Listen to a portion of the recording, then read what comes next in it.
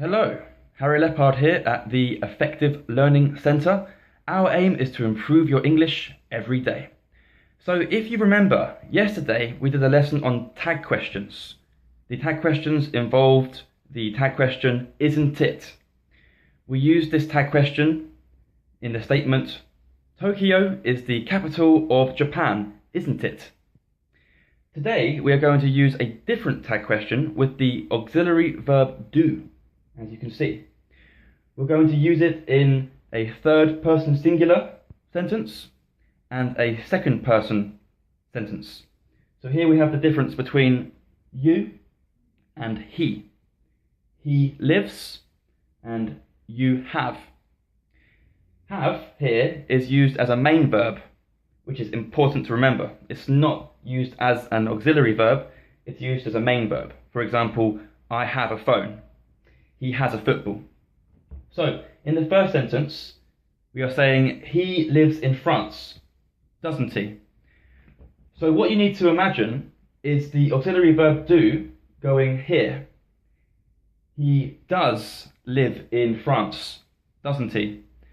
What we are doing is taking the does out and simply saying he lives. So this verb here is marked for the third person singular tense. So we don't need does. We just say he lives. And similarly in this sentence, we don't have to say you do have a football because we have, which we're using as a main verb. So we can just say you have a football, don't you? Instead of you do have a football, don't you? If you want to, you can say you do have a football or he does live in France. Only do that if you want to add emphasis in your sentence, to give your sentence that oomph, that power, that assertiveness. But generally, when we're speaking, we're just very relaxed and we say, he lives in France, doesn't he? It's also important to remember the intonation patterns. If it's rising intonation, generally that means we are unsure.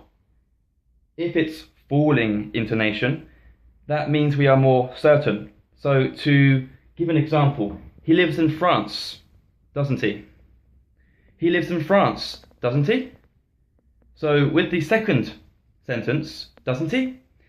I am uncertain. With the first sentence, doesn't he? I am more certain. In fact, between 90 and 95. But remember, this is just a guideline. It could be 85 to 95. It could be 90 to 98. Like this, it could be 40 to 60. It depends on the statement and the tag question. Well, I hope that helped. See you next time. Goodbye.